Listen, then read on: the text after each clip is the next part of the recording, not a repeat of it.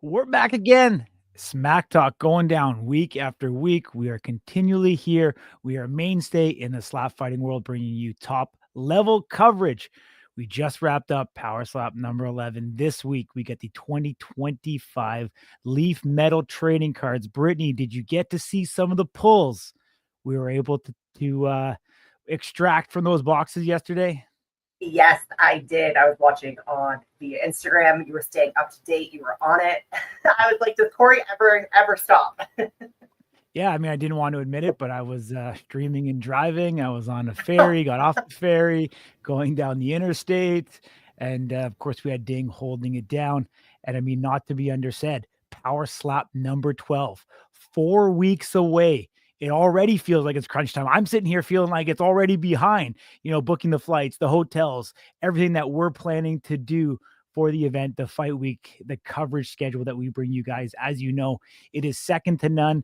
And once again, we are working on making it even bigger and badder than we had it at Power Slap number 10. So you guys will have to stay tuned in the following weeks as to what we have planned. But as you know how I do it, I keep on ratcheting it up time and time again. And I'm sure you see, Brittany, every time we get these ideas, they seem to get even more lavish every time we get in that brainstorming session. But Power Slap number 12 is going to come up real quick. We got Isaih Quinones, Branden Bordeaux for the second time. Obviously, the first time you were in attendance, the first time that you seen Power Slap, how close of a match that was. Some people have questioned the officiating in it. Some people believe it was accurate. Obviously, both the strikers were able to find the button in that match, and really it was just a war of attrition. This time around, what do you think the keys to victory are going to be for either fighter now that they've seen the opposing, competitor is able to find their button as quickly as they did? So we've been able, why I've been on the Slap News team, to talk to both of them, have them both on here. I will say they both are extremely confident, as you should be. I feel like because everyone, especially after what we have been seeing, everyone's been talking defense, defense, defense. But I feel like they both know it's going to come down to who is just more powerful.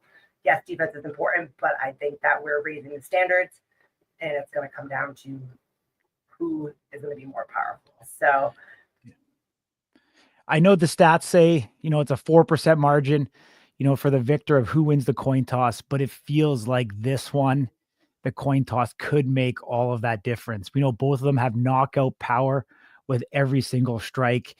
I think obviously the accumulation of damage that these athletes are going to endure over a 5-round championship match, I think having that first strike is going to be incredibly imperative as it goes forward and deeper into this match. As of this moment, we don't know any other matches on that Power Slap 12 card. However, later in the show, we are going to talk about it. We're going to get into some matches that we think need to happen right now. I mean, there's a ton of excitement now. It feels more than ever that the roster of Power Slap, the strikers, and the fans are incredibly engaged. And I think running these events back to back in quick succession, the way that they are doing it, is only going to ramp up the stardom and keep that interest even more in the sport and start to create the storylines that we all love, we all see. And I think, if anything, the way that Saudi Arabia started, I think it's a really good sign of what's to come, for the coming events here moving forward. So real excited to see all of that kind of come into play. And we know, like we said, March 7th, there's even speculation, swirling around. And, we don't report on speculation too much here, but it's looking like we are going to get the road show this year. It's looking like they're going to get to Miami. There's some very serious conversations about getting to Texas this year. I'm even hearing some rumors swirling around of even Hawaii being a possibility in the second half of this year. And obviously, as we spoke to Frank Lamasella at the end of last year, we are going to have a Power Slap event in every quarter. So 4 events in Las Vegas at Fontainebleau. I know you're in Vegas. You're a local, Brittany. Do you kind of start to see, locally, Power Slap, the more frequently it gets back to Vegas, the more locals we see get in? Do you see it really becoming one of those exciting pillars that are part of UFC Fight Week? I do. I have a lot of friends here that are UFC fighters, and they've been so excited for the events. And also, what's been really cool lately on social media, I know that the internet's always listening. This could be because, I'm so involved, but on Facebook Marketplace, of all things, I've been seeing ads for the event, and I hear how many people are talking about it. So that was pretty cool. And then just this past Saturday, I was at an event at Circa, and they're really pushing for their app and all the bettings. And a lot of the girls, I was just curious. I was doing the bet with a bunch of girls, and after it was over, I was like, "Hey, can I ask you girls something?" I was like, "Raise your hand if you've heard of this and you know what it is." And everybody raised their hand. So I was like, "Okay, we're doing something right in Vegas." Absolutely. I mean, it's definitely becoming a mainstay there. And, I'm looking forward to seeing how everything unfolds. I mean, I don't know. The matches keep on coming, Brittany. And I know we kind of talked about a little bit about some of these matches that we think has to happen. I want you to drop the first one for me that you think has to be booked on that Power Slap 12 card. Do you want me to start with my females or my males? I mean, it's your choice. Okay. Start with the females. Yeah. So I thought really hard about this. Obviously, we all know Sheena, undefeated, the champ queen, I guess you'd call it. Do you remember Courtney Olsen from way back? I believe it was this third event. Do you remember her? She with versus Sheena. Black hair. Okay, I can send you a clip after. She's an Australian who lives in Vegas. She has the type of personality. She'll do anything. She has martial arts history. She did get knocked out and went on social media after showing how bad her face was. But I have become. Yeah, she's the one that did the somersault. Yeah. Makes sense. Yep. Yes. Okay. Yeah. So that was from Road to the Title. It wasn't a numbered card, but yes. Yeah. Okay. Go ahead. Okay. Yeah. So I was thinking her because she said in an interview she would never do it again, yet she would try anything twice. And I know since then she took a little time off and she's gotten back to lifting and now fighting again.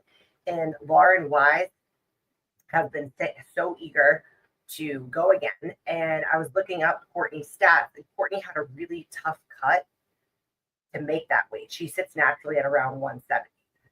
She's the same height as Lauren. So I was thinking that would be awesome. Lauren's eager to go. Courtney is back in the country, back in Vegas. So I wanted to throw that out there. Maybe we can make that happen. Mm-hmm.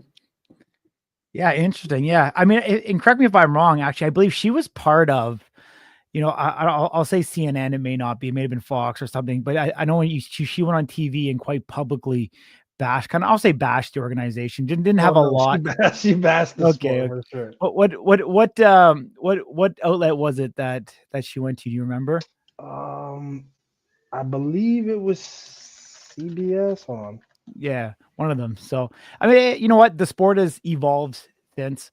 I mean, that was a trial now, I say, going on 3 years that she competed in. So I think the sport's come a long way. The rule set has changed. And yeah, it could be interesting. I see that she's obviously did some bodybuilding back, in her career as well, and seems to be a girl of multi talents and skills. So, we didn't get to see a lot of her on the first time around. So I like your thinking on that, Brittany, for sure. It's Fox 5, okay. Fox 5, and she was shown on episode 1 of Road to the Title season 1. There we go. She was part of the exhibition. I think I've been to a few of her seminars. She owns a clothing line here called Girl. I feel that she was just embarrassed because she's not used to losing anything. Mm-hmm. So yeah, so we'll have to see. Is she has she? I don't know if you guys are friends or what, but has she said like anything about any of this, or you just kind of would like to see her back? I'm just curious. I would like to see her back. And then when I reached out to her over a year ago now, when I was thinking of doing it, she was all for it. So she was like, now that I've had some time to think, and my head, she said her head just wasn't in a good place she wasn't expecting, I mean, I wouldn't want to go against Sheena my first time either. So 100%. Yeah, just answer the question that one of our viewers had in the chat. Texas. I mean, Dana has specifically said Houston in the past as being a spot in Texas that he wanted to go, but I wouldn't rule out Dallas and/or Texas. I think follow the UFC schedule And if you see any rumors or any actual speculation or confirmation on the actual UFC website, then that would kind of give you some ideas and tips, I believe, of when and where they'll be going in Texas. So pretty excited. Anthony Blackburn, he's going to be watching live in the crowd at number 12. Anthony's given away a little prognosis of what I thought, Ding, and we discussed a little bit earlier, of a match that I believed, and I guess Anthony's segueing for me, a match that I believe should happen at Power Slap number 12. I think Azael Rodriguez El Perro coming down to 170 should challenge Anthony Blackburn for that 170 title at Power Slap number 12. Obviously, that didn't happen. Power Slap hasn't called Anthony if he's telling me he's going to be in the crowd. However, I think that is a match that I would like to see. I think Azael has proven himself in the 185 division as one of those tough, gritty guys that deserves an immediate match at the title at 170. We know he's been working now for multiple months ever since Abu Dhabi, and he's looking forward to taking on a top level contender. And we know he wants that title shot against Anthony Blackburn, who's there in the comments right now. So it would be that's one of my matches, Ding. Do you think Azael's ready for that match? Do you think it's one that the fans want to see and one that would be fireworks? Yeah, absolutely. I think Isaiah's done everything he needs to do to be up there. The last few matches at welterweight for the belt have been between Manny and Anthony Blackburn, and I think there needs to be some activity in that division. I was glad to see Radulavi get his chance up there. Cole Young, right? Good to see some of those faces. And from what we're hearing, there might be some more coming up and involving some more of those guys in the top 10 in that division. What I'll say is, at this point, I think it's sort of safe to say, and I'll speak for myself, but I'm sure people agree with this. I think I'm pretty confident in Power Slap's ability to sort of revive a division, being that they've done it just a couple of times with just moving one or two people. All of a sudden now division is interesting, and it's absolutely something that I think that they could do. I mean, honestly, I think the top of welterweight is exciting, but just the lack of activity from a lot of the guys. We saw some people fall off the rankings. There was no activity there, right? Like a guy like Jesus Gaspardi. Like, why was he? I mean, no disrespect to the guy, but like, we haven't seen him in ages. Mm-hmm. Why was he still in the rankings? It took all this time. But we'll talk about the rankings later. I don't want to get into a tangent. But the short answer to your question is absolutely. I think Azael is a worthy contender at any weight class he decides to go to, especially because he's coming off of what I would say is a pretty impressive win from a guy who's incredibly tough, and we don't traditionally see this type of stuff from. Yeah, I definitely agree with you. I think in a lot of ways, when we talk about it, these divisions can change fast. Middleweight was kind of dry before we got Branden and Isaiah and, some of the additional talent that's been there. We see some depth coming in with guys like Darren Godfrey. We see the Chief come back, kind of ignite things. Brandon Rhodes was with Road to the Title season 3. And now we're seeing some of the guys, the OG guys, drop from middleweight down to welterweight and, making it a little bit more exciting as this kind of happens and really reinvigorating. I think Cole Young getting a victory at Power Slap number 11, I also think adds a little bit of intrigue to that division. We've seen the updated rankings, jumped up 3 spots. Now he's a number 3 ranked welterweight in the world. I think that is a significant jump. Jewel Scott, who's just above him at number 2. We haven't seen it in a little while. Jewel Scott, continually, racks up victories, an OG, very, very tough guy. Oftentimes after his post-fight interview, every match seems to be his last match. So we don't know how interested, how engaged, or where he's at in the sport. And obviously Emmanuel Muniz versus Anthony Blackburn, we've seen now twice in a row. And I think for right now, I think everyone needs to give that one a bit of a break. I don't think it's deserving of a trilogy. So we kind of need to see how this division unfolds. I think obviously the brass of Power Slap has made this, something to look at to try to add some depth to it. We've seen guys like Tyler Gross, Vince Tracy added at number 9 and number 10 respectively in the rankings. And it feels like we're going to probably get a couple matches, probably 2 or so matches And if we get some definitive outcomes and some knockouts like we did on this last card, I think all of a sudden this division could look real ripe and juicy, in the foreseeable future. So I think we're right there, Ding. Yesterday you had those power slap cards in your hands. First time we got to see them in the flesh. For everyone who didn't get to see it, let's take a look at some of the hits. Dang, and I want you to talk about what it was like and describe to me how these are in person. Yeah, those handprint autos you see on the left with KO Chris. Those are I was kind of calling them adorable. I don't know what else to call them, but they're much smaller than I thought they would be. They have a real. I mean, when you look at the pre-proofs that we previewed, it's all flat. It's like it's a matte coloring, like it's a proof, right? So it doesn't have those intricate features that the real card has. So you can see here even in the photos. Shout out to those Android users, the few of you that are still out there. If you can see in the photos on the AJ Hints card on the right, there's like a vinyl kind of pattern to it. You got like a bubbly type of thing going on with the face-off dual auto of Ryan Phillips and Damian DeBell. And then on the handprint auto, which is an out of 10 of KO Chris, you see like it's like crystallized, kind of glistening. I mean, dude, they're incredible. I love them. It was super fun.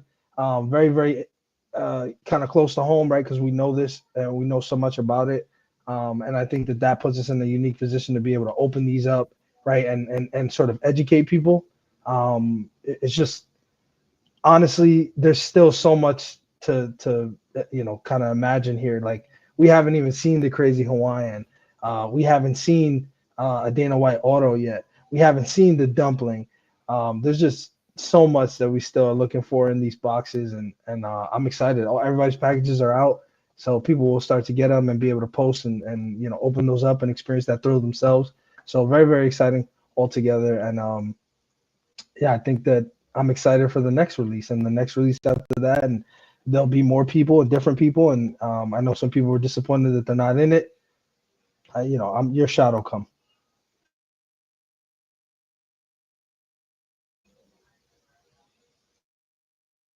This is just the start. We have a ton of product, and we're going to start doing, weekly, multiple times a week. We're going to be breaking this stuff. Right now, it's available for sale on vaultedicons.com. We actually have our first breakup right now, $40 a spot, 6 spots available. We launched that earlier today. It is already 50% sold out. If we can get that sold by the end of the show, we are going to do the first ever live break on this show for all of you guys. So we've got 3 more spots, vaultedicons.com.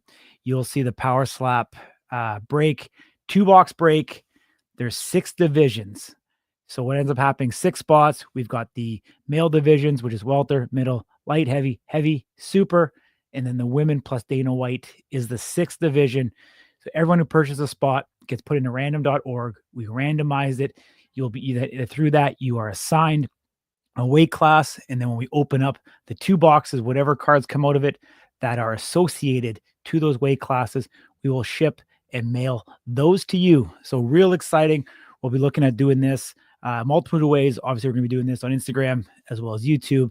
And then in the very near future, we're also going to be breaking this on Whatnot.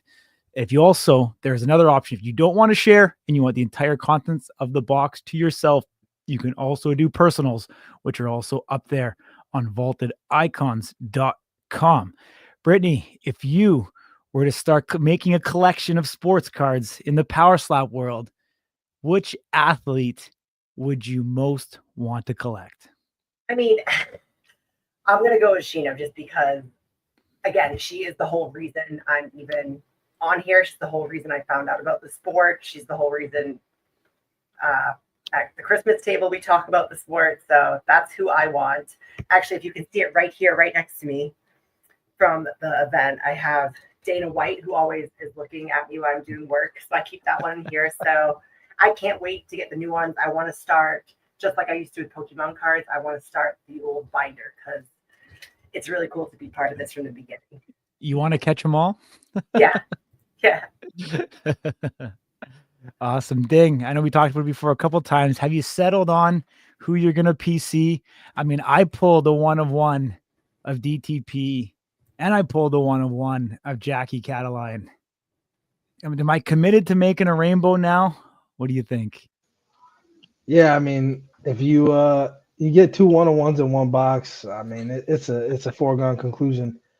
Just looking at this list here, let's see. We have not seen Dumpling? I know we haven't seen Dumpling. We have not seen Austin Turpin. We have not seen Camille. We have not seen the Crazy Hawaiian. We have not seen.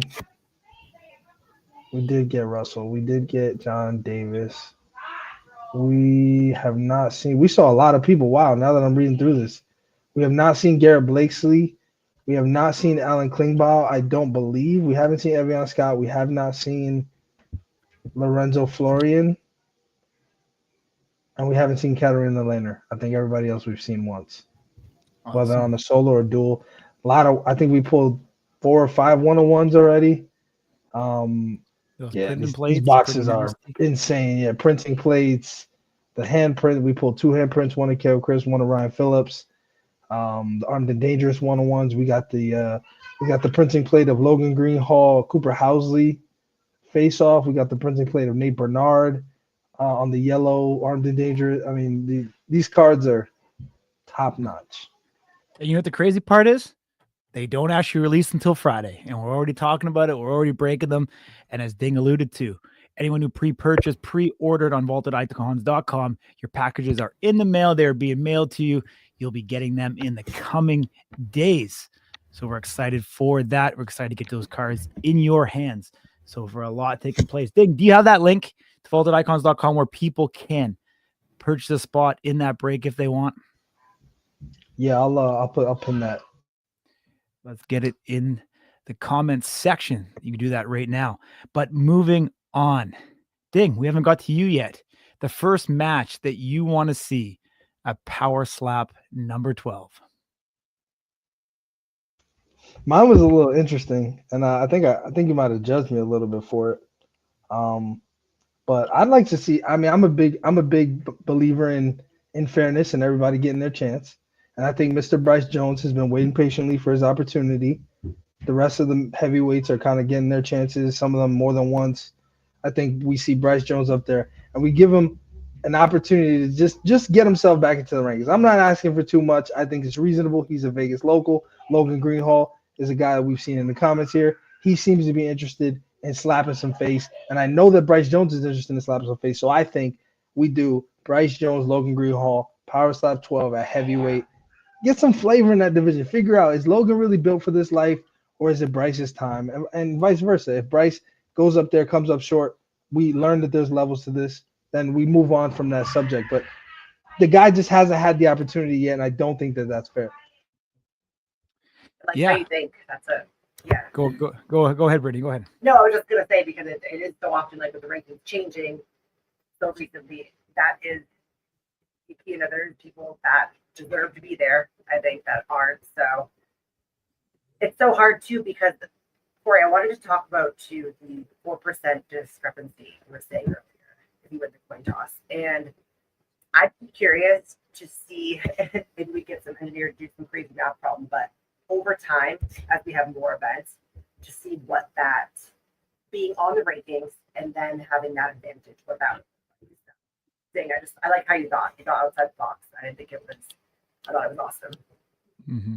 Absolutely. I'm not sure if Ding can confirm or not. I'm having a bit of issue. I think your computer mic's probably being picked up and not your other mic, Brittany. We're just getting a lot of echo and quite silent. Okay, sorry, I'll switch over. I'm not sure if you're able to or not, but Ding, can you confirm, are you having an issue hearing Brittany? Or are you good? I am not. Oh, maybe it's just me then. Then don't worry about it, Brittany. I guess it's just me. Yeah, Bryce Jones, the guy that we know is obviously a fan of our show and a big supporter of Slap News, been sitting there patiently waiting. He hasn't been included in the rankings up on this point, unless he has not been included. He was obviously part of that, monstrous injection of talent into the heavyweight division from Power Slap Road to the Title Season 3. Guys like James Seekman, Pono Paul, Wes Minna, and then you've got Bryce Jones kind of being that other man. I see where you're coming from. He's kind of like that last man left out in this bunch, and kind of seeing him come back in and have that opportunity. Logan Greenhall, number 10. Maybe that's kind of why you're thinking that, almost like a Devin Jenkins versus Wes Minna that we've seen obviously on the undercard. At this last event would kind of make sense, in a lot of ways. And even a guy like Cooper Housley could be interesting against Bryce Jones, because the reason why I said is I feel like Bryce Jones also has a bit of a personality, and I feel like he's a wrestling fan, and kind of those personality clashes could be good as well. So we'll see. I'm interested. We haven't heard much of Logan Greenhall. Obviously, he's a bit of that tweener guy that kind of comes in around 230. A guy that could probably benefit from dropping down to light heavyweight. Who knows? Oh, there we go. so just as I say that, it makes a lot of sense. I knew where you were going. I was like, you know what? I'll put this up. Of course, I'm gonna ignore Branden as I always try to, but I was like, you know what? And I will say, when we were sort of talking about the light heavyweight chaos right now, right? It seems like everybody's everywhere. Everybody now realizes that there's no champion, so they kind of have this is their chance, right? Logan jumped in there and said, everybody, something like, everybody's a bum, I'd make easy work or something like that. So I guess he was kind of giving us a little bit of a hint. Yeah. I mean, I don't know. This heavyweight division has gotten incredibly interesting. They've added a lot of depth to it. There's a lot of guys there that are, young, intriguing prospects. We still have some of those mainstays like Ryan Phillips, obviously DTP, some incredibly tough guys that still have some mileage left in their career. Guys that we know they're getting to the end of their career. Ryan Phillips saying he wants to compete one more time. Are we going to see him at Power Stop number 12? We have no indication of it, but obviously he is a tough competitor for any of these new guys to go up against. And, at the top, we're really kind of meshing it out. And then obviously we know at this point, really pretty, I think unanimously, the most dominant champion that we have in Power Slap, Damien DeBell, sitting at the top of the division. So real exciting, that heavyweight division. Another match. What do you think about, real quick before we move on, what do you think about Darius no longer being in the rankings for the first time? Yeah. What do you think that means about his future? I mean, in a lot of ways, the early contracts of these guys were 6-fight contracts. Do you know what his record is off top of your head, Ding? I don't, but he definitely didn't compete 6 times. You don't think so? No, he didn't. Not in Power Slap. No. He only competed once on the show, fought Ryan Phillips, fought Dorian. No. He fought Power Slap 1, he fought. He fought Wolverine. He fought Ryan Phillips. He fought DTP. I don't remember if it was DTP. Hold on, I can actually find out. Let me stop messing around. All good, man. Yeah, I don't know. I mean, it was a guy that for a lot of ways I think wasn't super interested in Power Slap. Even if he didn't fulfill that 6-fight contract. He did fight. So he fought Ron, Dorian, Ryan, and Cody Harasnik on the show who he beat. So that's 4. 4? Okay. Yeah. I mean, I don't know. I'm not sure the contractual where he's at, overall, but I just know from talking with him in conversation, both in person and interviews and stuff like that. I wouldn't be surprised, one, if he's still under contract or not, or if a guy who may potentially ask for his release. Obviously he still has close ties to Slap Fight Championship. So we really don't know where he's going to be. And correct me if I'm wrong, didn't he make an appearance in Car Jiu-Jitsu, at one point there as well. So who knows? Car Jitsu. There you go. Awesome. So, potentially kind of seeing that, but a match that I wanted to see as part of Power Slap number 12 that I think would be an absolute banger, running some guys that have a ton of momentum behind them. But I would like to see Wes Minna, who just had a massive rise in the rankings at number 6, moving up 4 spots from 10 to 6, take on the number 7 ranked heavyweight in the world, Aaron Turner. I think this would be an absolute banger of a match. Ding, break down for me these 2 big guys who you have seen and the privilege of seeing in person, and how you think, if you think, a potential matchup between Aaron Turner and Wes Minna, who we'd be seeing on 3 consecutive cards, how that would unfold. Yeah, you know what? It's not the worst match I've ever heard. I think Thanks, Ding. I was expecting some worse. My concern is that Wes is on a hot streak, and that would be him fighting backwards. He'd be fighting a guy who's behind him. I don't know how much that's going to do for him. Aaron is the guy, and you know what? I do want to point out we were critical with respect, obviously, of the decision to not include Aaron Turner in the rankings. It looks like they took this opportunity to actually right that wrong and put Aaron Turner in the rankings. I'm a little bit surprised. Number 7, that's a big look. That to go from unranked to down to number 7, in front of guys or right behind guys like Pono Paul, Wes Mena, James Siegman, who have big wins in the division. I'm impressed, right? And I think that speaks to how kind of they look at him. I do like to see that he's in front of the guy that he beat. I think that that's only fair in most cases. But again, there's other instances where that's not the case, right? Nate Bernard is still to this day in front of James Siegman, even though he lost that fight fair and square. I have some concern there. But anyway, to the question at hand, I think I'm interested to see what the height difference will do. I believe Wes is 5'10". Let me look. Yeah, roughly there. It's not Something like that. So yeah. Yeah, and I think Aaron Turner's like 6'5". I mean, that's a big boy. Very, very tall, very, very focused. I think both guys want it. I don't know how much it really does for Wes as far as I think at this point he's taken 2 kind of opportunities that really didn't do him much good, right? Takes Awa, who's debuting, then he takes Jenkins, who's not in the rankings. I think he even then he still got some good movement, right? Goes down to number 6. You put him behind against a guy behind him, he wins that fight. Where does he go? Now he's got 3 wins in the division in a row. If it's a knockout, then it's 3 knockouts. Like, I just don't know that does as much for him. And as far as the play-by-play, like I said, I'm interested to see what that height difference will do at heavyweight. 6'5" is nothing to balk at. He might be big. He might be even bigger than that. I don't remember if he's like 6'7" or what. He's massive. I'll tell you that. Much taller than I am. Much taller than any of us are. And just really laser focused. And I think Wes is too, especially at this point. He's been on their international cards. I think that he's got the potential to be a big star. You know, he's kind of getting into that zone, right? Playing the role, kind of building up the personality. And Aaron Turner is a guy that I think really wants to break through. So I think this does more for Aaron than it does for Wes. I don't know that Wes, should fight backwards, but I think from a technical standpoint, I definitely want to know what the difference in the height will do. And then also, obviously, the inexperience, right? At this point, Wes has competed 3 times. Aaron's only competed once. So, yeah. Well, I mean, Aaron Turner was a guy who was unranked. He fought number 6 at the time, Brian Ellis, and was able to beat him. So, there's nothing new for Aaron Turner to fight up. I think 6 and 7, obviously close in the rankings. 2 guys that have a ton of steam behind them. A lot of momentum. You could say from the league standpoint, maybe you don't want to break those momentum by those guys going, head to head. But I think you can get a third running mate in there that could really pull Vault up. And I mean, we've seen Wes Minna fight a guy like Devin Jenkins, who was unranked, and he moved up 4 positions in the actual rankings itself. So obviously there's some precedent there that you can still fight down the rank and continue to climb.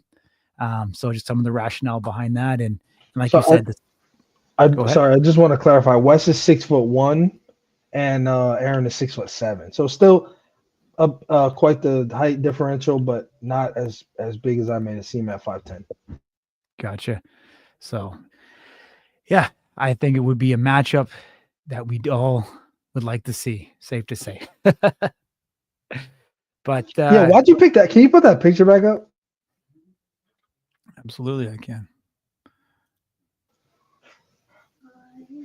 Why is Aaron looking at Wes like like he wants to eat him? Buddy boy, all it'll say is when you fight on the undercard, there's not many photos to select from. That's fair. That's fair. So when listen, if Aaron's watching for whatever reason, look, what I will say is at one point in time you were a black silhouette. So we're leaps and bounds from those days, my friend. Nothing to be too upset about here. Brittany Bryce Jones. There you go.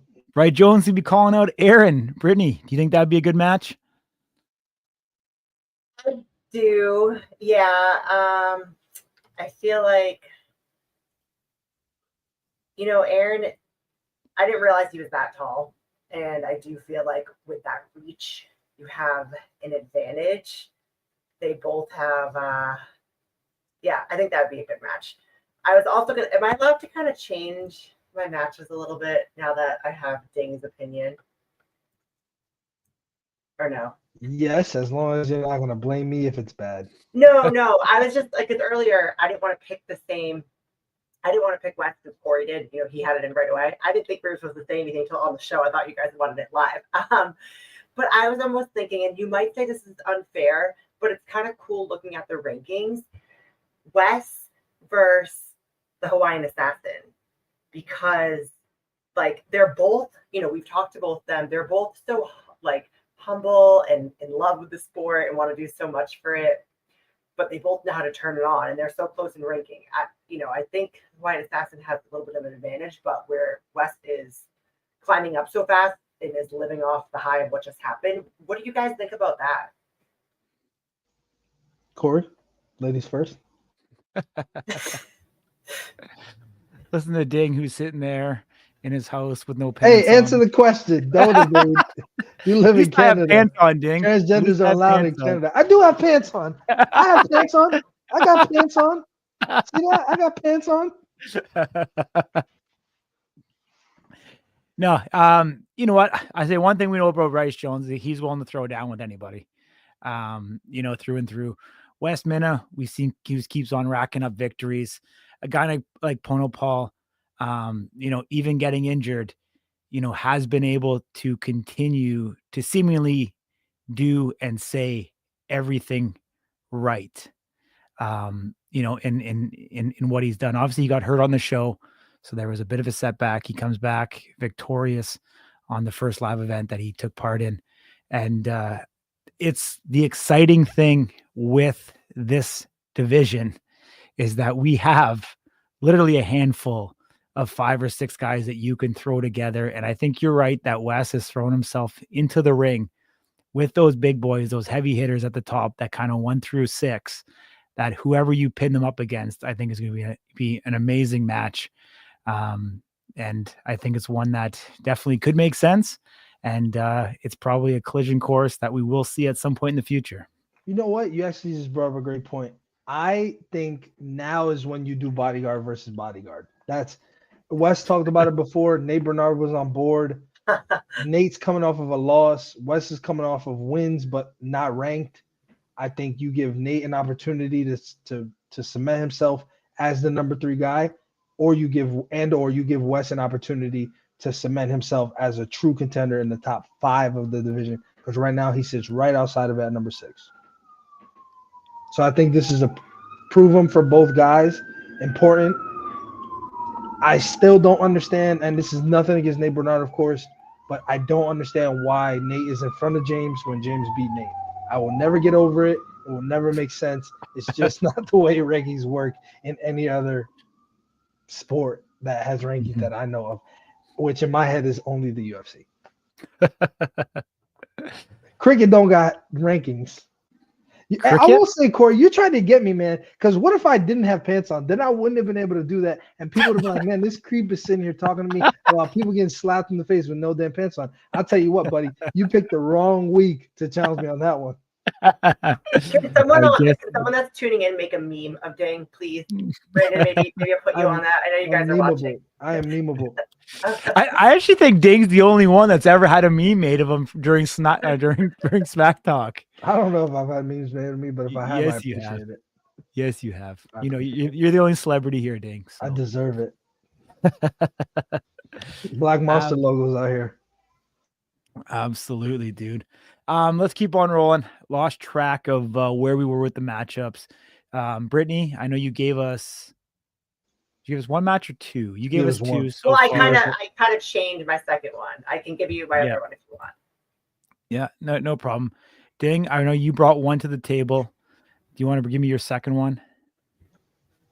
Well, what I will say before I say this is that and maybe you disagree. I'm interested. I don't know if Brittany has insight here because this is sort of a historical thing, but I feel like in the past, athletes were a little bit more quiet about like the idea that they were competing or like giving these really terrible transparent hints that are like, hey, I'm cutting weight for something random that may or may not happen. It's like, oh yeah, nobody knows what you're talking about. So I will say I did see some of that. So some of that has something to do with why this person came to my mind. Uh, so I will say I'm with Brittany. I enjoy women. Oh, that's Corey's cue telling me I'm taking too damn long. I enjoy women performing as well. Do you, I Dan? thought Michael Brown was in her element At what at, establishment? 135 pounds. No. Stop it. Stop it. At 135 pounds, I thought she was in her element. She and I actually happen to have the same name, which is kind of interesting. Paige Van Zandt had an unusual last match, right, with the draw against Chelsea Dodson. I'd like to see Michael Brown versus Paige Van Zandt. Or you know what? Now that I say Chelsea Dodson's name, or Chelsea Dodson, I think those are both fun at that weight class. I think there's enough personality between the two. Any combination you make, I don't know that I have such interest in seeing Chelsea and Paige rematch again. I don't know that they have the steam behind them with it being Chelsea's debut. I think you do Michael Brown, Paige Van Zandt, or Michael Brown, Chelsea Dodson, and you let somebody kind of solidify themselves as the better one, and then you figure out what to do with the rest of the ladies in that division. And I think from what we've seen, it looks like we're adding some more flavor to these divisions. And I will also say Michael Brown already beat a former UFC star in Emily Whitmire. Give her an opportunity to be a second one. You're welcome, by the way, for all of you. Yeah, I know Paige Van Zandt made, correct me if I'm wrong, did she not make an announcement that she was going back to MMA? She did, but not like exclusively. Okay.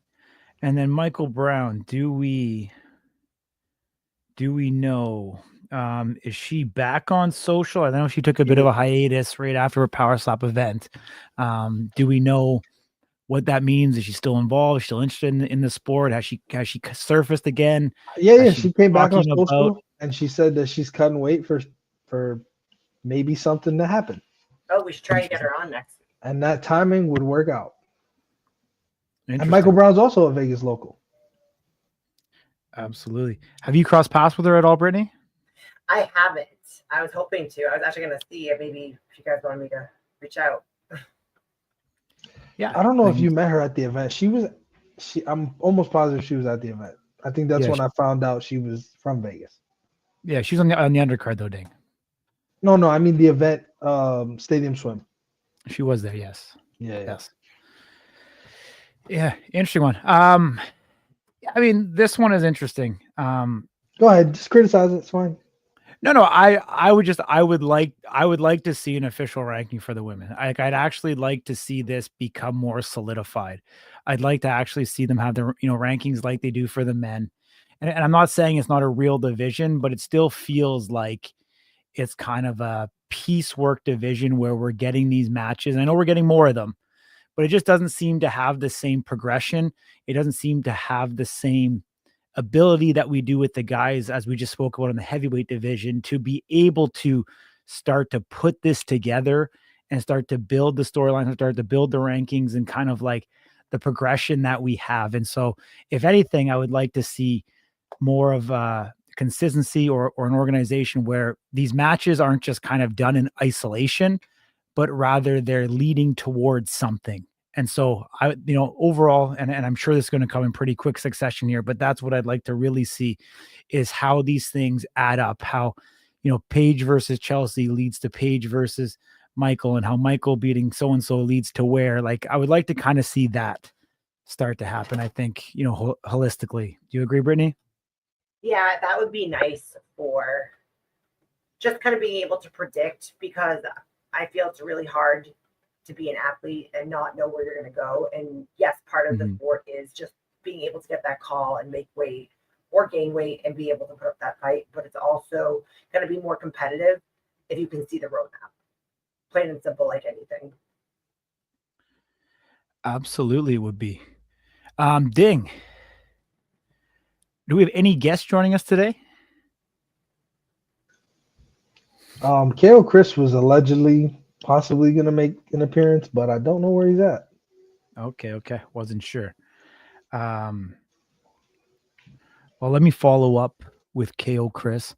Otherwise, Ding, do you have a card set up ready to go? I do, yeah. You have a camera that can be on it? Yeah. Well, how about you? I just need to pivot. Well, let's see you do that. Like, are you pivoting cameras, or you have a second camera set up? No, I have a second camera set up. I just have to log in.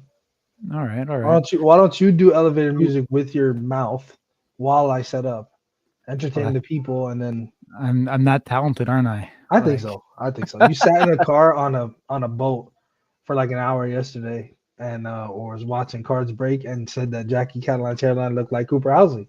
So I think you're talented. Awesome. Well, let's get into it. Hunter Hassan, what's up, my man? I see you in the chat. We see Dale Minner in the chat, Bryce Jones, Lakuka's there. Mainstays that are always here to support us. We appreciate all you guys that are always tuning in, supporting what we do. We're going to get Ding to set up the card section right now. I want you, Ding, to open up a box for me, my man, of Power Slap cards so we can show everybody here what those cards look like. Let's go on a hunt for guys like the Crazy Hawaiian, Dumpling, who we haven't seen yet. And I'm real excited to see if we can pull some more 101s. It's almost contagious, Brittany. When you get that first rush of hitting a 1 of 1, it definitely, in the first ever box that we were able to open, send shockwaves through, resonating through the computer, the internet, whatever you want to call it. Is this going to be your first box break you ever seen, Brittany, live on camera, or have you kind of got into it in other sports? But I've participated in, yes. I have two brothers, so they were always doing stuff like this. And I was going to actually ask you, when did you start? How old were you when you started collecting?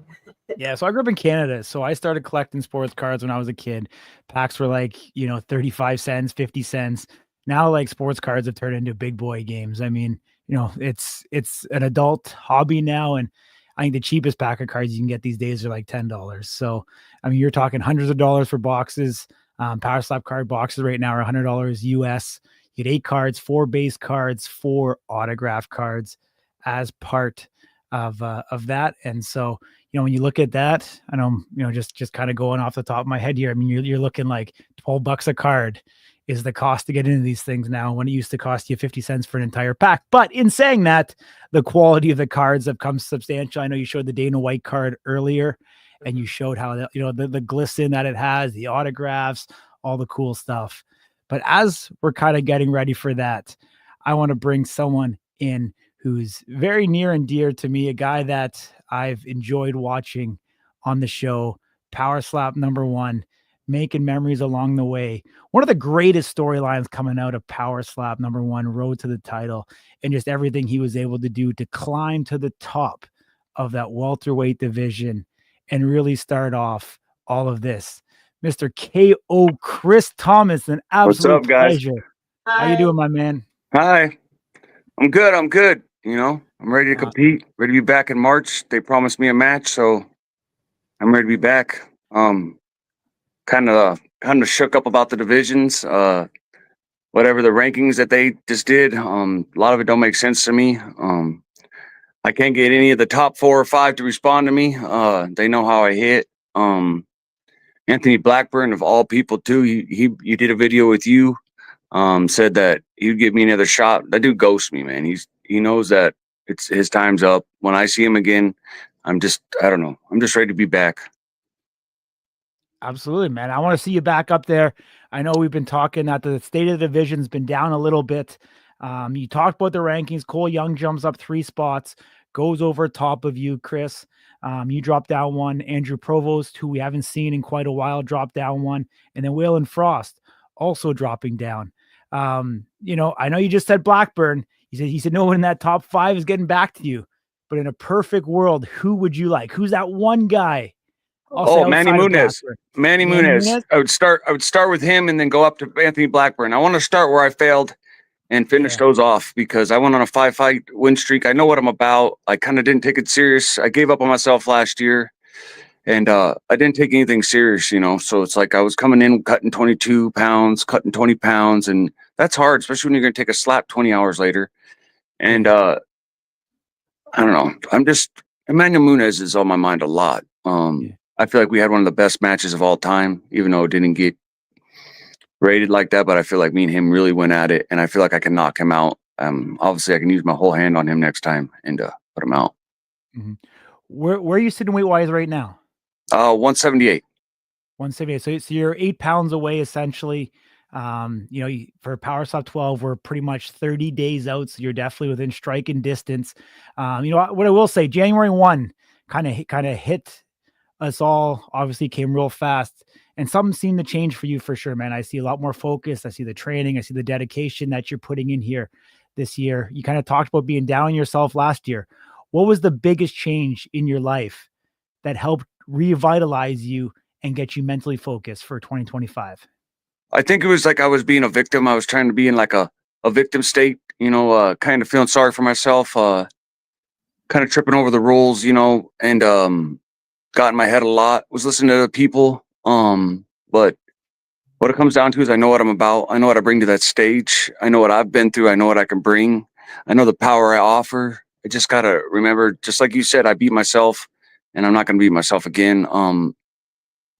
But a lot of stuff has happened in the last year, just a lot of wake up calls and a lot of areas I let myself go and I'm not proud of. And I'm really itching for redemption. And I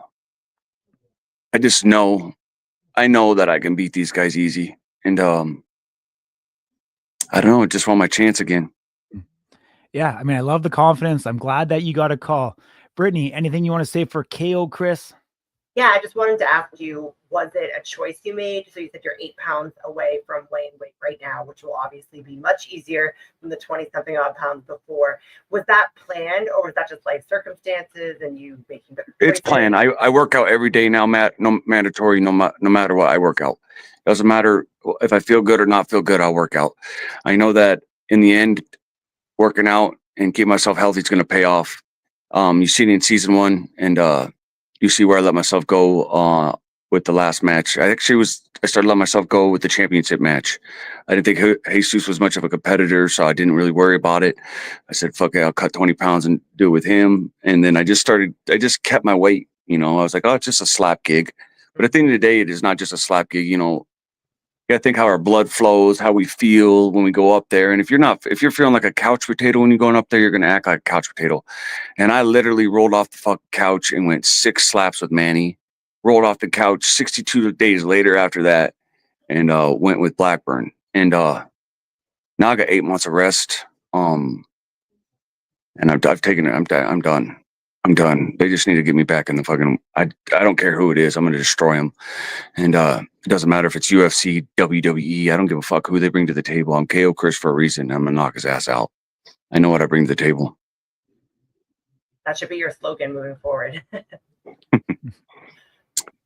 I got a big heart too. I'm not always like a little stuck up bastard. I got a big heart, and I don't know. I got a lot of confidence inside just because I know like I've survived a lot of shit in my life. So like a slap is nothing, but it's something when you're up there and you're not feeling your best or feeling your healthiest. It's a big deal. Yeah, I'm excited to see what you can do, because I agree. I think I talk about weight cuts a lot. Corey knows I'm kind of obsessed with them. I come from strength background, so weight cuts are just part of it. But being able to go up there, like you said, take a slap when you're in that state, not good. Yeah, definitely. And also for your, not only on the defense side, but also your power. Like you just can't recover from a cut like that within the weigh-in time. It's just not possible. Absolutely. You are right about that one. So I won't make that mistake again. I promise. I promise you guys that I'm taking back over. And, in all reality, like Cole Young was supposed to be my return match. You know what I mean? So like I called out the best all the time. Once Manny hit the division, I said, hey, Dana White, give him to me. Dana said yes. I don't play around. I don't try to go for the easiest ones. I even chased Waylon Frost around the building the first time I met him because he was the biggest one out of all of them. So it's like I chased him around the building. And the other guy irritates me. I really want to make a point on this. That fucking Joel Scott guy. I've never seen him weigh over 165 pounds. He always hid the scale at the house. I honestly think that he's a lightweight. He needs to go back down. He's scared of Robert Trujillo, but like, what the fuck? How am I going to hit him? You know what I mean? I'll break his fucking face. So he needs to go back down and weight, maybe even go down even more if they make a smaller weight class. But I just don't agree with the people sitting. I agree if they call you and they say fight number 9, you fight number 9. It doesn't matter who they, if they want to match you with someone, you should show up no matter what. What you got on, I know that I risked a lot. I put my number 1 spot on the line for Anthony Blackburn 62 days after I just took a bad knockout. I didn't go to no hospital or nothing, but I couldn't close my jaw for a fucking week after that. Couldn't clench my teeth. I mean, I was probably healed 2 weeks after that, and then I had what was like 40 days or 38 days to rest for Anthony Blackburn. So I swear, I know Anthony Blackburn knows. I know Manny Munez knows. And they know if I'm at my healthiest, they're done. And I feel like that's why they're running from me. The same thing with Anthony Blackburn. I can't get him to respond, but he can respond to everybody else saying he'll give me a chance here and that, but he's not. He's going to run and run until he can. They're going to sit on the bench, and they're going to be milked like little baby bitches like they are by Power Slap. They're going to be protected because that's just how they are. Me, I'm a wild child. I will fight any one of the people in my division. Doesn't matter who it is. I'll go up to 185, 205. I can do any weight class. I don't care. The thing is, I want my fucking belt back, and I want to go up and weight. I felt disrespected by these guys. Not the Power Slap people, these fucking Power Slap guys, the top 4, because I feel like their choices are affecting all of us too, because if they can say, oh no, I don't feel good, oh no, I don't want to do this, or take the fight and don't show the fuck up, you know. That's the same thing with Joel. Like, I think we've been scheduled twice, he's never showed up. So I've always said that's why Anthony Blackburn filled in. So just the shit like that bugs me, but it's all right. Yeah, I hear you, Chris. Well, seemingly that people don't want to get back to you. There's a guy in the chat, Mr. Chris Debo, wants to have a word with you. Oh, I'll take Debo. You want to? I don't care. Debo, you're calling for it, my man. Is that what you want? You want Mr. KO Chris Thomas? You want to go up in the ranks? I'll put up my spot for him. How do you think that match? Talk to me about how you think. I will knock you the fuck out. I seen you sit in Marcus Deegan's office and cheer my downfall, you fucking little child bitch. I sat there and seen you. Oh, KO Chris lost. I will fucking eat you alive, dude. I hope you come on that stage with me one day.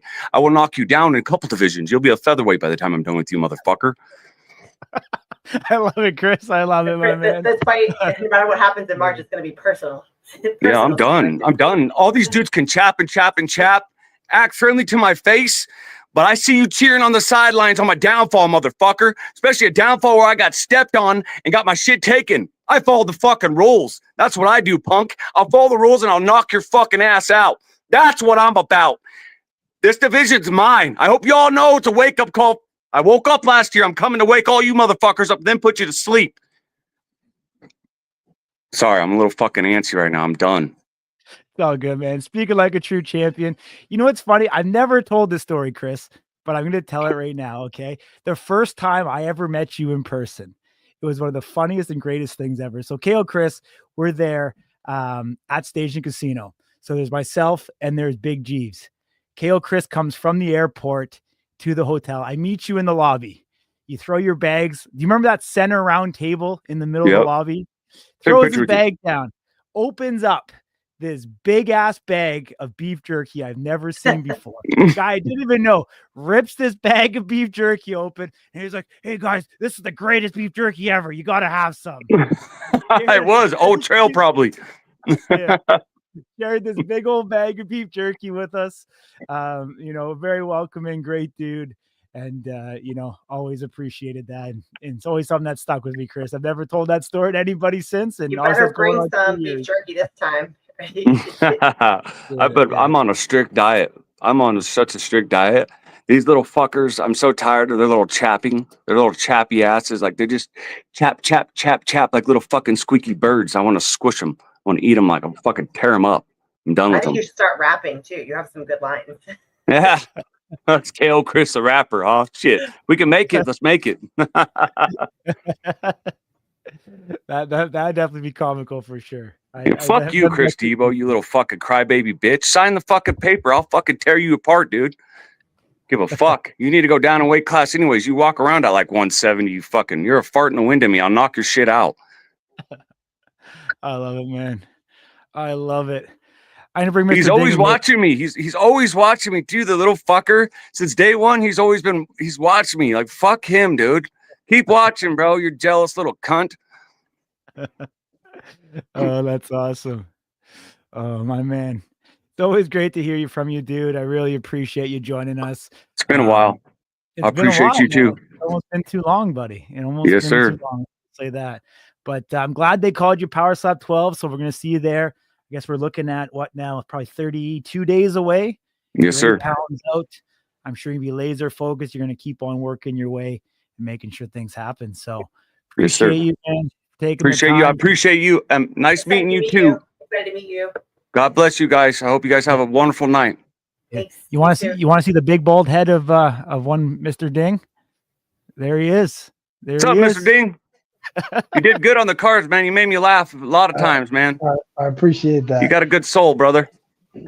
I'm coming back. On the handprint, man. Did you see it? Yeah, I see. I was watching most of it. My wife was trying to comment on it first, but she could never get ahead because I think you were doing like a Facebook Live and she was on something else. But yeah, they're beautiful, dude. Got it right there. I love it. You in the middle of it, yeah. Yeah. There's my roommate right there, Static. Static was the one that pulled my first. Remember, he called it, so he was the one that got my card. I thought. I don't know. He did, yeah. So Ding mailed it. Actually mailed it to him. So hell yeah, hell yeah. Yeah, that's cool. So if you if you need to hit somebody up to get that handprint, man, there's only 10 of those in the world. I will relive this moment.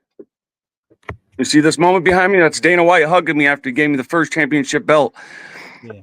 I will relive this moment. I promise you. It's my biggest picture. It's a poster I had framed out, but it's Dana hugging me. I hugged Dana actually. He's not much of a hugger, but I stopped and hugged him. And yeah, it was like one of the best moments. You know, I owe a lot to them because in all reality, Power Slap changed my life and my focus in many different ways, you know. And I know I complain a lot to them and bitch a lot, but it's just because I'm hungry all the time. Like, I don't give a fuck who it is, but now I'm more focused. I'm not going to just keep fucking myself anymore. Like, I'm 5-2. Like, I have an all right record. I mean, like, Cole Young's 2-2 with the draw, and he's number 3. Like, what the fuck? Joel Scott gets to sit around and fucking cut his toenails. Like, what the fuck? Blackburn and fucking, what's his name? Emmanuel Munez, they get to slap each other like little bitches and not even have a fun match. I don't get it. Like, I want to knock these dudes out and show the people what, like, they can go to sleep. I was the only one ever to drop Manny on his ass. Ever. Imagine me just lifting that a little. He's done. I'll put him out. You can hear him in the audio say, I've never been hit that hard. Motherfucker, I'm going to hit you harder next time. Dude, you just keep on bringing on the lines, man. Thing's gonna have some meme graphics for you, quote graphics after this one, dude. Hell yeah.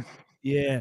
So before I let you go, man, I know All you wanted it. I gave you the heads up on it. So it's thank you guys. I don't know. Hey, don't leave yet. Don't leave yet. I thought you said you wanted this. So I invited Mr. Debo on here. Okay. So you can actually talk to him in the flesh. Yeah, fuck you. I don't even care, dude. You all you do is chap. I seen you cheering my downfall. Look at that little pretty face. Dude, it's gonna be just as pretty if I put you on that fucking floor too, dude. You're gonna don't you have an imagination? Look at how cute you are. Go play with your little action figures and your little Pokemon and shit. Shut the fuck up, you little Dungeons and Dragons clown. You fucking soft. You blocked me the moment I fucking commented that you were the only one. All you do is comment. Sign the one who fouled. Power slap. I will take this fucker out. I will take him out, sign the motherfucking contract. Him and his little gay gestures. I don't even care. I guarantee you've had sex with many men, bro. Many men. He's going to be on a 3 fucking fight KO streak backwards. Yeah. Yeah, you're wrong. Yeah. I hope you fucking keep that same energy, motherfucker. Keep that same energy, you fucking little clown. I know how you are in real life. You cheer for people's downfalls. I told you Power Slap 1, I wanted to whoop you, and I'm still on that tip. Okay. Energy hasn't changed. You can't even knock anybody out. You can't knock anybody out. Especially when I'm healthy, motherfucker. I'm going to eat you alive. You'll be the first one. Keep covering that glass chin and some hair. It ain't going to help you. This is not to cover the chin. You can't really protect yourself from impact. It's for more of an You aiming can't really protect yourself aspect. in general. Yeah, I'm gonna show you what's up, you little bitch. Oh, so Yeah, salty. go collect your little fucking whatever your little bobblehead things. Leave me the fuck alone, dude. You irritate the fuck out of me. You don't want to be on the stage with me. Anyone who points out that KO Chris messes up irritates the fuck out of him. Hey, I follow the rules. You don't. No, you I guess don't. I don't know your matches. You just suck. I'm not No, talking you about. don't. I'm talking about this little fucker down here right now. Anyways, sign the paper, dude. I never said no to you to a fight. Never once. I would gladly show up and put you out. And I want you to test that glass chin. You think so?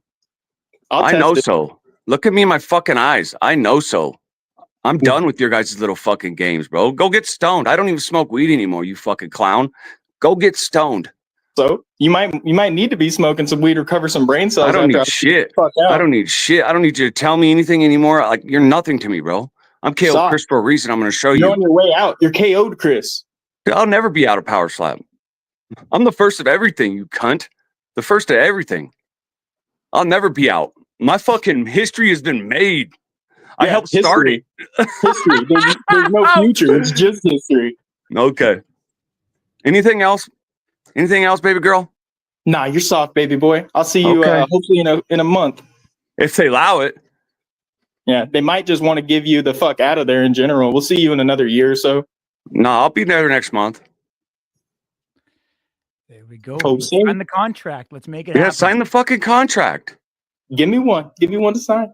Call him. Tell him. I mean, sure, this will be out too, Erica. I'll fucking put this dude out. Soft. You need to go down to 155, Bubba. You had to cut like 30 fucking pounds in 2 months advance just to get down to 170. So? Yeah, you're gonna get me. You're not gonna get me off the couch. I'm gonna tell you that, big boy. All right, I'm done with this dude. I can't even stand his face. It looks soft. Oh wow! Wow, my face looks soft, and you're the only one in this chat that's been knocked the fuck out. Yeah, you look at you. You got sat down too. At least I show up. I fight anybody. I'll take anybody. I show up to anybody. That's the thing. I don't fucking skip out. You know what the difference between getting set down is when I got set down, I stood back up. You just stayed down there because the mats were soft and nice. No, I was out. Are you fucking dumb? No. I was sleeping, you fucking idiot. You're fucking dumb. How the fuck would I stay? If I could get up, I'd get up. You fucking ding dong. We ain't gonna be able to. Don't use your wrist either. Like your boy Anthony Blackburn, he's a wrist fucking pussy. Like some of you guys like to lead with your wrist like little bums. Use your hand. Says the dude who opens his hand and throws a hook. You club you fucking club. My fucking slap is crisp. It's crisp. I've been studying it. I don't know what you guys are talking about. It's because I bend my arm a different way.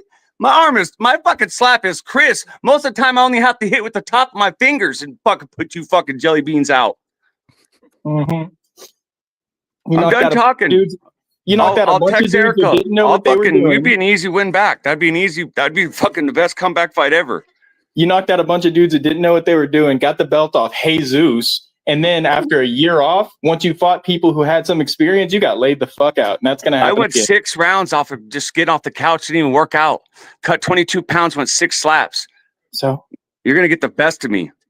All right. All right, boys. Appreciate you both. Much love. We'll talk. All right, much love, Corey. Nice meeting you. Let's sign the contract. Let's make it happen. Yeah, fuck, what an easy fucking win. All right, Brittany. I love it. I didn't have to do my job. I was quiet now for 10 plus minutes. These guys bring the energy and the excitement. We see Ding sitting back there with his, container of popcorn, enjoying the show and the entertainment. No, I'm trying to quantify how much monetization we just lost because this video is no longer eligible for that.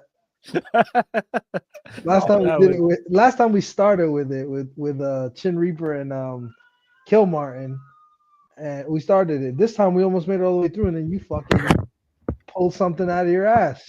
Come on, Corey. Look at you. Yeah, man, I got kids to pay for. I gave him free. I gave him. He wanted it. He asked for it. I made it happen, man. I'm resourceful that way. It's okay if you think about how the internet works. Ding, look at it like this. Yes, that one will not monetize, but think about all the talks that are going to happen now. So we'll have more people tune in. So I think it was worth it because that was definitely, not going to lie, one of the highlights of my week. I can't wait to have dinner and talk about what. I just can't believe what happened. That was. Well, you slap news once again. You watch. This fight's gonna get booked, and then this fight's gonna get booked. Everyone's gonna forget this never happened. Slap news never influenced anything in Power Slap ever. It's not gonna happen. But we'll at least have something nice for the records. No, bro. Somebody's gonna get a fucking casino machine slammed on their head and get arrested, and then in their testimony they're gonna say some fucking Canadian guy who's outside of your jurisdiction fucking encouraged me to do it. One of the comments was like, get different hotels. But anyways, I want to see these cards. All right, Ding. Okay, then, but one last one, Ding. What's the Vegas line? Who's gonna do it first, Debo or KO Chris? What's that line in Drop Vegas? a slot machine or somebody else? Yes. Oh, KO Chris minus 700. Debo's much more tame, dude. KO Chris. Didn't KO Chris fucking like run up on Slap Jesus at a gas station? I mean, the dude's no joke, man. I wouldn't fuck with that guy. I wouldn't fuck with him. Yeah, we'll see. We see Mr. Debo be as animated as we ever seen him. So these guys are both hungry. Imagine seeing that on the Power Slap stage. Love the energy, love the excitement. Erica, if you just watched that, book that fight. KO Chris and Chris Debo, Power Slap 12 in the 170 division. All right, Ding. She didn't just watch that. I don't know who you're trying to fool. Did or didn't? She did not. Somebody was sending to her, but she did not just watch that. Well, in the future, man, because you can always watch it back on YouTube. Type in Slap News, and you will see it there. So let's get going, Dick. What box are we doing? I want that box on the left. You want the box on the left? Yes, I do. Boxes off the table. All right.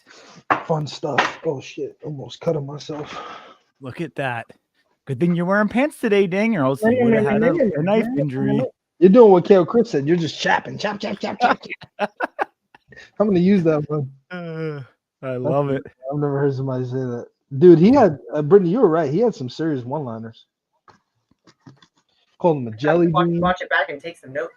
Yeah, called him a jelly bean. Said he was chap.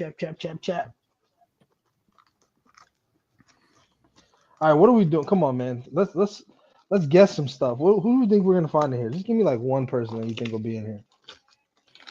One person. I think we're gonna get a Ryan Phillips. Think we get another Ryan Phillips? Got a Phillip, yeah. That would be number 4 because he got 2 face-offs and a handprint. Yeah. I wonder why we didn't get any Frank Lamacella cards in this edition. Maybe that's some in the future. It'll make them even more rare. Would you like a little Frank auto? Would I like one? Yeah. I can just go up to Frank the next time I'm in Vegas. Sure, that's take off my media credential and I'll tell him, hey, can I get an autograph, Mr. President? I'm sure it happens from time to time. I gotta get my sweater in.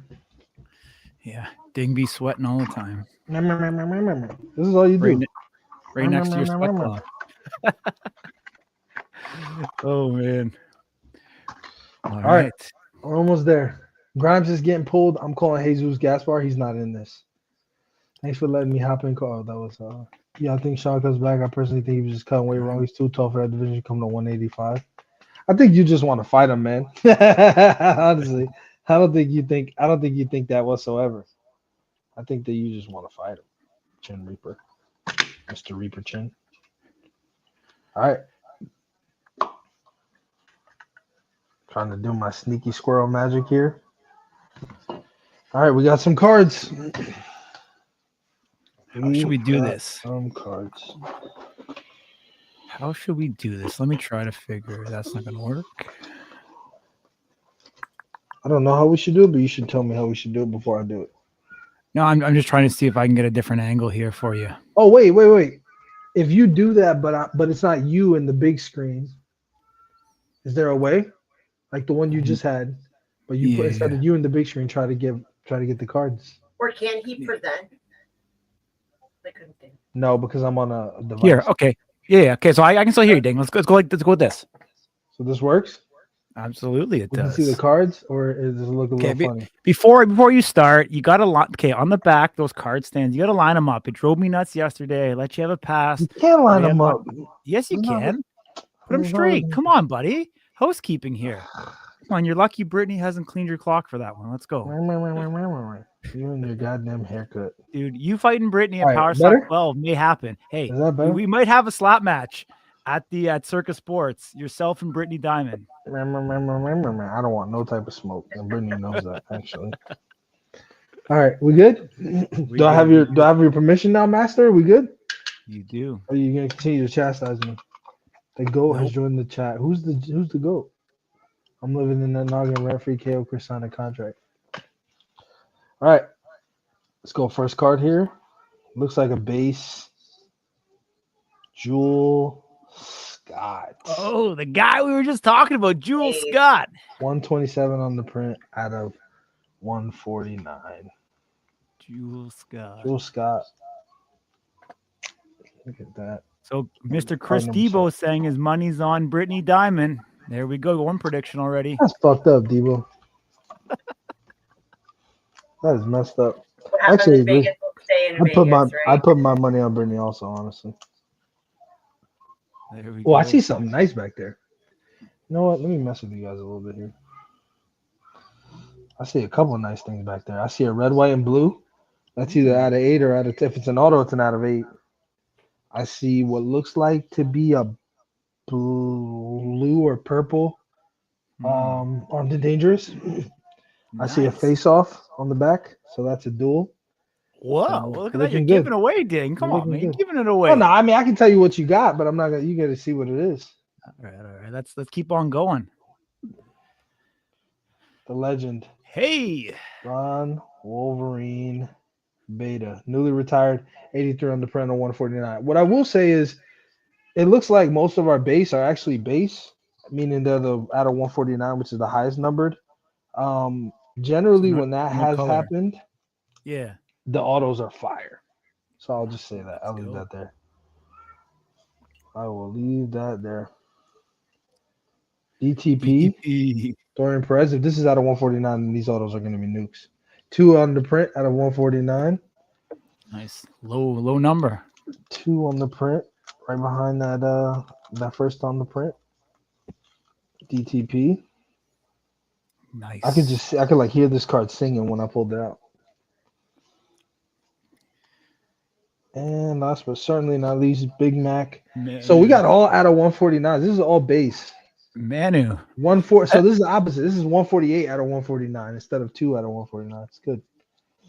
It's second to last in the print instead of second on the print. All right. I think that first box today got a Manu and a DTP. So they're following me everywhere we go. What I will say is that so far we've left a lot to be desired because we got all base space out of 149 here. Some good names, but not massive cards. First auto is a base auto. Former champion, John the Machine Davis. I wonder if his middle initial is M or if he signs that for Machine. I'm not sure. I would guess Machine. John Davis. At a 49? Out of 49. 28 on the print out of 49. The numbering's not on our side yet. Fox, we need a big comeback here. Some nice stuff in the back here. I think if it's purple, it's out of 15, if I'm not mistaken. We need a big comeback, Ding. I need one? I need one. I think you got to say prayer, man. I think you got to say prayer. I think you got to lead us all in prayer. All right. That's purple. Oh! Austin Turp Daddy Slim Turpin. The first we've seen of him. Beautiful autograph. Armed and dangerous. If I'm not mistaken, this is 14 on the print out of 15. Look at that. Well, that'll play. We take that. Man. Austin Turpin. First remnants of Austin Turpin that we've seen. Look at that. Beautiful card. Purple. Austin Turpin. He's got a nice auto, actually. Very clean. Nice. Well, that'll do it. I think that does the box right there. Let's go. Come on. All right, red, white, and blue. This is going to be a big one.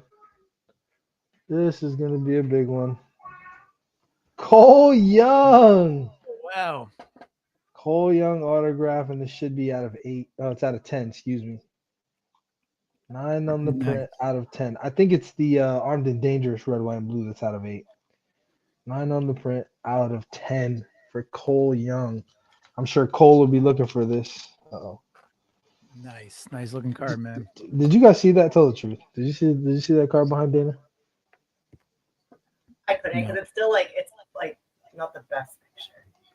Oh, it's grainy? Hold on. We can fix this. You can fix it. Yeah. Like Bob the Builder. Hold on. Let's wait for it to adjust. Turpin's card will be worthless after he misses the weight third week. I don't. Let's hope that doesn't happen, Tim. Let's hope that does not happen. Can we see live updates for you? I don't know if you have access for how much is sold because you said half sold beginning of the show an hour and a half ago.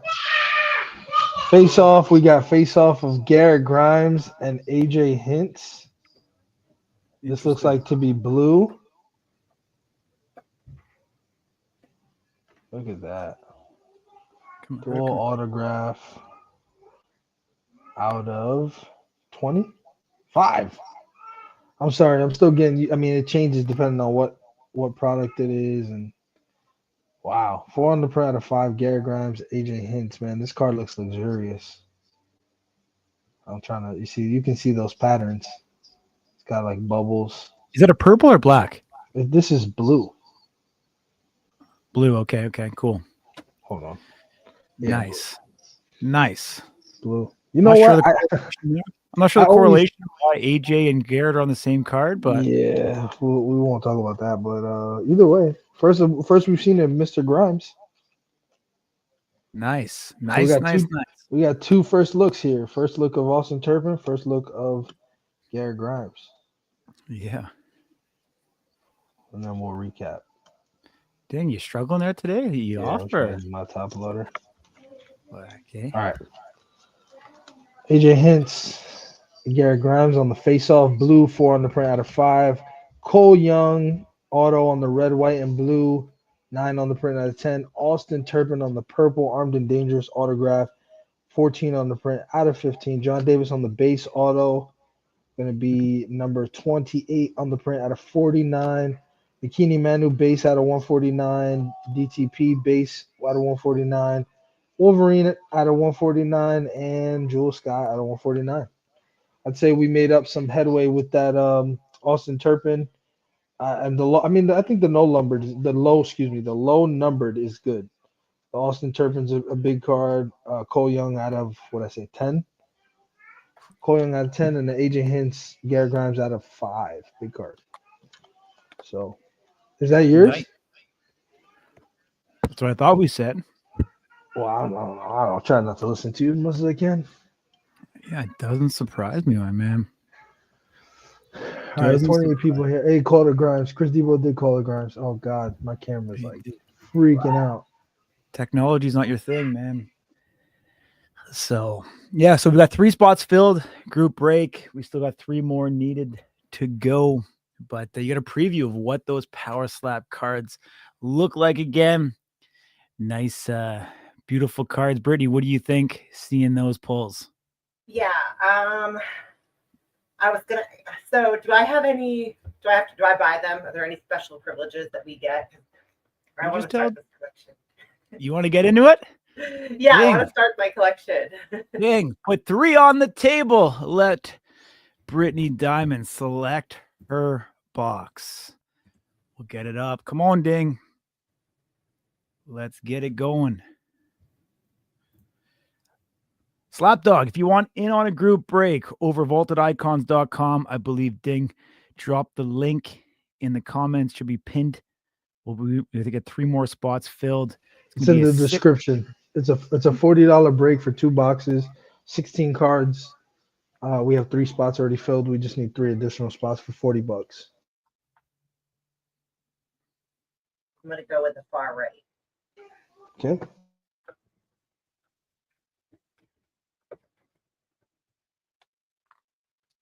Kind of feel like a casino dealer, if I'm being honest, but a lot less scummy. It feels like that, or like a Facebook Live when they're selling things. Let's see. It's so funny watching Ding with this massive knife to cut a piece of plastic. That's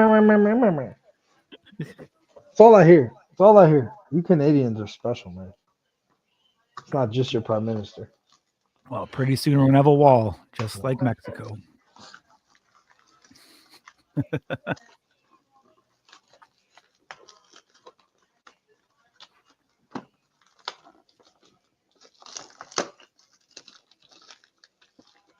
Jesus. This is why I need a big knife, man. These are fortified, nervous? heavily fortified. Are you nervous, Brittany, or what? No, I'm not. You're not Let's see if nervous? she- You're let's see if she excited? keeps the one-on-one streak going. Yeah.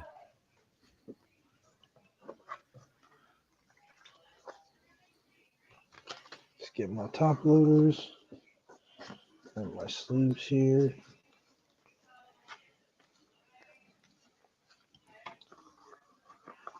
I think still no Dana White auto. Still no Dana White auto. That'll Dana be a White big base. one. We got a Dana White base. Yeah, I think got a 75. If I remember correctly. You know, we got to do something on the wall here. Let's do the AJ Hints, Garrett Grimes. Let's do Cole Young. And let's do Turb Daddy. Terp Daddy saved my life on that box. Yeah, he did. Yeah, he did. I told you, though, usually if your base sucks, not to say the athletes suck, but the numbered, they're super base. It's as base as you can get. All right. All right, Brittany. Well, we Yeah, got I'm better ready, luck I'm than I ready, did. I'm ready. Let's go. These things are, I'm telling you, it's like a vault. It's heavily fortified. Yeah. All right, Brittany, do you want to peek at what we got or no? Because I know I'm looking at something. I can see you got a small card here. Let's just go. Dang, I don't know, dude, if it's just you, if it's just me or what, but can you try to maybe make it a little bit focused? Looks like you're shooting this on a potato. Yeah, hold on. Let me turn the potato into some French fries. Give me a second. Let's go.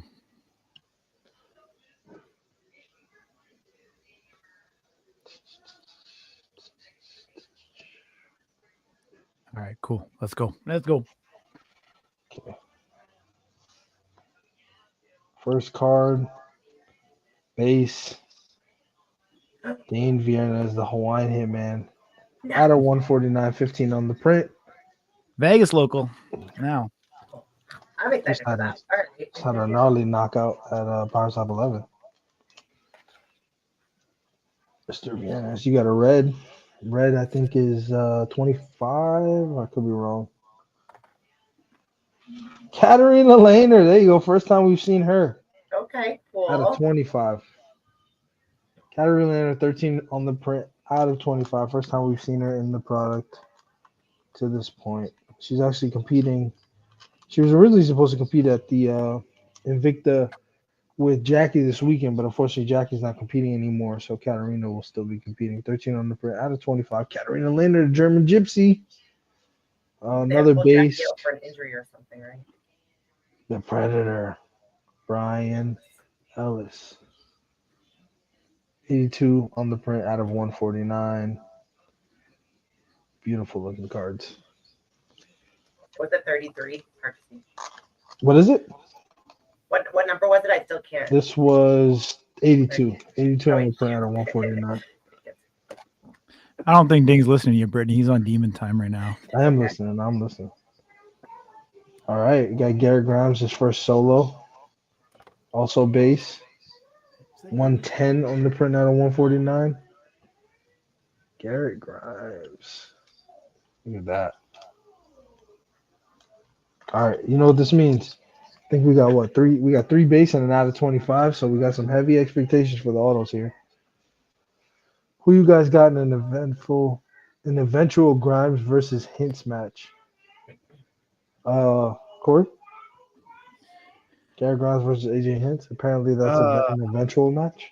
I An actually eventual disagree. I don't think that's gonna happen. Oh, I like that. Vern Cathy wants you to hit him up and let him know that you got this. That's really cool. It's really cool. You know what's he was the person I first talked to too. He was going to be my coach when I was going to do it. So I got lucky picking that one. Nice. 4 on the print out of 20. Vern Cathy. So money. Blue. I'm gonna call this blue wave because it looks like a blue wave. Yeah.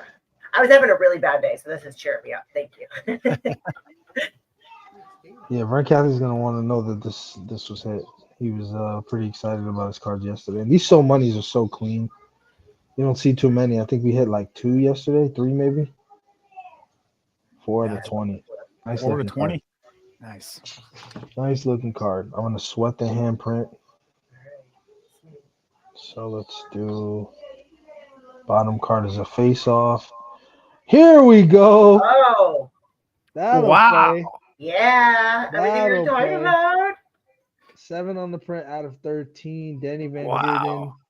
Crazy Hawaiian dual auto on the face off purple out of 13. What a beautiful card. First we've seen a Crazy Hawaiian. This is the first P that Danny as well. No, it's not. No. Okay.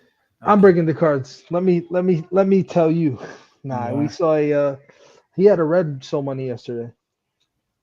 Enjoy it while it lasts, because in a couple weeks I won't be able to remember. There'll be too many cards. Brittany, I'm sorry, you had a question? Oh no, just gonna say if I tell Danny I have that card, what do you think he would say? He'd say ship it to South Africa. No, he's here now. He's in Vegas. My now. near. Delvin Hamlet, the country hoodlum on the base auto, 28 on the print out of 49. You got a handprint. You can't complain about a handprint. This is good stuff. She's got a handprint out of 10? She has a handprint. I told you guys I was feeling. I sweated it though. So it's at the last, at the very end here. The chat, who do you think it is? Who do you think that handprint is? Those are rare. I may be able to tease it. I don't know. Crazy Hawaiian auto as well. Imagine it's a Crazy Hawaiian handprint. Twice in a Who do you row. think it No, is? I don't think so. Who do you think it is? Not the It's somebody called them being in the box. Somebody what? Somebody called this person being in the box. I don't know. This is actually the second one of his we got. So that means 2 of them off the table. Really? Yeah. Handprint? 2 handprints. Yeah. Ryan Phillips. Wow. Second handprint of Ryan Phillips we got. Back-to-back nights? Right there. Ryan Phillips. The second handprint has been hit. This is 8 on the print out of 10. Crazy. That'll play. That doesn't suck. These handprints are so clean. Thanks. I know. These handprints are so clean. Look at them. They're adorable. I mean, look at it. Just for size. These are adorable. Feels like a delicate card. 8 on the print out of 10. Beautiful card. Nice. We hope you enjoy your piece of history. That's a nice little one-liner they added on there. Look at that. Look at that yell. Roar. That's fun, my man. I like it. All right, and then we'll recap.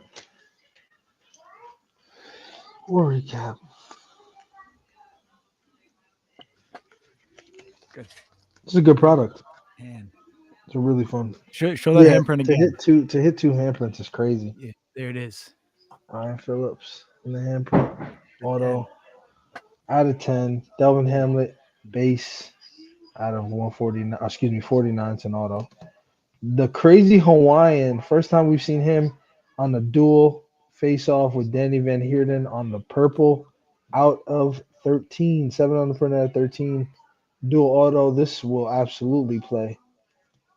Vern Cathy, So Money on the blue wave out of 24 on the print out of 20. Base Garrett Grimes, base Brian Ellis, base Hawaiian Hitman, and a out of 25 Katarina Lehner non-auto. 13 on the print. Congratulations, Brittany. Beautiful box. Thank you. Beautiful box. Just we'll talk offline about shipping. Okay. All right, Cora, what do we do, man? Anybody interested? If there's any interest, we got 3 spots left on the 6-spot break. 3 spots left, $40 to buy in, 2 boxers, 16 cards, 8 autographs, 8 base. It will be randomly assigned a weight class. So yeah, could be very fun. Not so expensive compared to the if you buy a full box. It's $100. We're giving you the opportunity to win some cards in a break with the randomizer for $40. That's purchased and shipped. The link to that is in the description. I personally think, just based on all the boxes we've opened between today and yesterday, great value. I'd take the opportunity personally, but no pressure, of course. If you guys haven't seen the hits, go over to Power Slap Cards on Instagram. There's tons of visuals there of all the hits we got, all the athletes. You might want to PC some people. We hit a Wolverine out of 8 autograph on the Armed and Dangerous. Something that we didn't know before, but we know now that he's retired. That card is going to be incredibly difficult to get in perpetuity because he's not going to be signing autos anymore because he won't be competing. So once all the autos that he signed run out, that means there'll be 400 Wolverine autographs out there running around. Once all those are hit, that's the end of it. So that could be a big chase. Some of these guys have been doing this a little while, right? Ryan Phillips, we know, is coming to the end of his line. He's talked openly about that on this show. So that'll also be somebody that's going to be incredibly hard to get autographs from. We have Paige Van Zanten here. We got a out of 8 auto of her yesterday on the So Money. We've got Dana White. We haven't seen the Dana White autograph yet. That would be a massive hit. Yesterday we had some fun. We had DeBell buy a couple boxes. He actually hit himself, which is always funny because it's so random. Brian Ellis bought a couple boxes on pre-order, allowed us to open them, hit himself on the base and on the autograph. So yeah, it's been real fun. Honestly, I don't think you guys will regret it. I don't even get out. Once I become champion, I'm gonna be the only champ without a card because I can't write in cursive. You don't have to write in cursive. Does this look like cursive to you? I mean, it definitely looks like chicken scratch, but AJH, that ain't in cursive, man. So you ain't gotta worry about writing in cursive. Yeah. Jackie writes, she prints the hybrid. So don't worry about that, Lich. If no interest, all good. But again, we got 3 spots, $40 a spot for a 2-box break, 6 weight classes: welter, middle, light heavyweight, heavyweight, super heavyweight, and then the ladies and Dana is the final weight class. So I open up those 2 boxes. There's 8 autographs, 8 base cards, whatever is in that box, depending on what weight class they fall into, will determine what cards you get shipped to your home. Again, instead of paying that $100 price point for the full box, you pay less. You inherit a little bit more risk, but you also aren't in for as much money. So the risks are balanced out, I'd say. Let us know if you guys are interested. That link is in the description. The bell, I don't know where your auto's at the top of my head, but I do agree that I think I said that your signature was pretty weird looking. It was just like a few little waves, and I'm like, I don't really know how that's Damien or the bell or any of those variations. So I tend to agree with you, my man, and it's my duty to be honest with you, brother. I'm sorry. I think this is a nice auto, honestly. I think Austin Turbin's auto is real nice looking. No smudging. I mean, this is a card you want to grade. This is a card you want to grade. Nice. I like him, my man. I just squiggle until it feels right. All right. What a guy. Yeah, look at these cards. Beautiful cards. What a guy. Let's see. Ooh. Kind of. Well, you like the smoke? It's a little smoke too. A little smoke action. Smoke. Just a little Debut smoke. preview. First time you've seen little Power Slap 12 coming up, obviously. All right, Ding. I think we're lingering long here. If we're done breaking cards, let's fire it up again in the coming days. Follow us on social. If you're not doing so, follow Power Slap Cards on Instagram. Follow Slap News on Instagram. We're going to be here every single week. Myself, Brittany, and Ding holding it down. The Wednesday spot keeps on continuing. I'm sure from now until then, we're going to get new fight announcements for Power Slap number 12. The rumors are going to ratchet up And I'm glad we have it on the record, KO Chris Debo. If that match happens, you heard it first here on Smack Talk at Slap News. Till next time, take care, guys. You guys soon.